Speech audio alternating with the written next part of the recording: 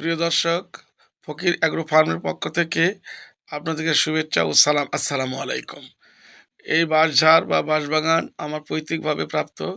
এখানে আমি কিভাবে পুকুরের পাক মাটি দিয়ে উন্নত এবং অধিক পরিমাণের বাঁশ উৎপাদন করতে পারবো, সেই পদ্ধতি সম্পর্কে আমি আলোচনা করব। সেই মর্মে আমি একটা বালতি নেব এবং বালতিতে একটা দড়ি লাগায়া 10 থেকে 12 বছর পূর্বে সেচা হয়েছিল। তারপর আর সেচা হয়নি, এমন একটা পুকুর আমি নির্বাচন করব।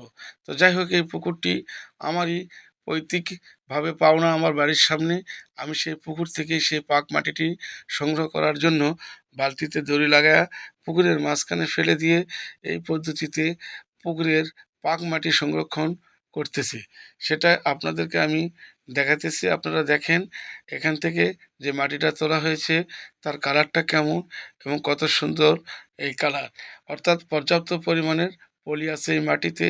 এই মাটি দ্বারা যদি আমি বাঁশবাগানে পরিচর্যা করি তাহলে অধিক পরিমাণে কুশি ও বাঁশ কোরল জেগে উঠবে বলে আমি মনে করি। এবং এটা পদ্ধতিটা অত্যন্ত গুরুত্ব সহকারে আপনারা দেখবেন এবং ব্যবহার করবেন বলে আমি মনে করি।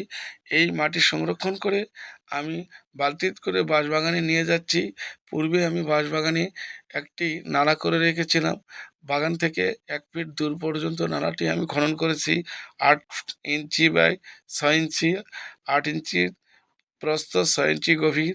এখানে আমি এই মাটি দিয়ে ভরাট করে দিব।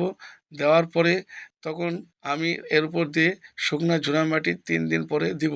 এখন দেখেন আমি এখানে মাপকাঠি দিয়ে মাপবো যে 6 ইঞ্চি বা 8 ইঞ্চি সঠিক আছে কিনা। তো প্রিয় দর্শক, আমি মাপতেছি সঠিক আছে মর্মে আমি আর কিছুক্ষণের মধ্যেই এখানে আমি পুকুরের এই পাক মাটি দিয়ে দিব। হ্যাঁ, আমার মাপা শেষ হয়েছে। এখন আমি মাটিটি ধীরে ধীরে ঢেলে দেব। আপনারা দেখেন কিভাবে দিতে হবে।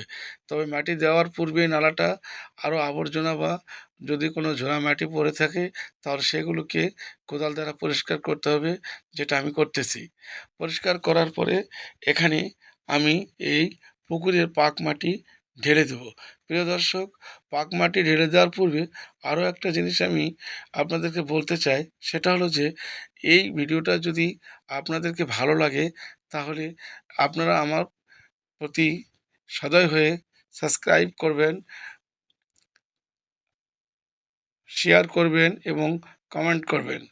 যাই হোক, এখন আমি এই মাটিটি এখানে ঢেলে দিচ্ছি। আপনারা দেখেন ধীরে ধীরে দিতে হবে, এমনভাবে যেন সম্পূর্ণ ড্রেনটা এই মাটি দিয়ে ভরাট হয়ে যায়।